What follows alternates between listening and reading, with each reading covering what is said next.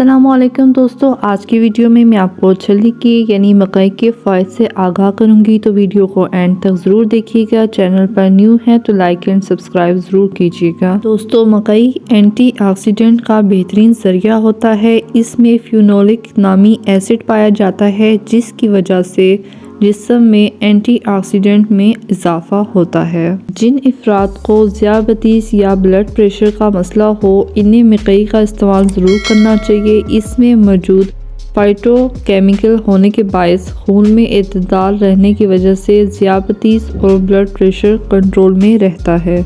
मकई में ऐसे अज्जा पाए जाते हैं जो निज़ामी इंहिज़ाम के लिए इंतहाई मुफीद है।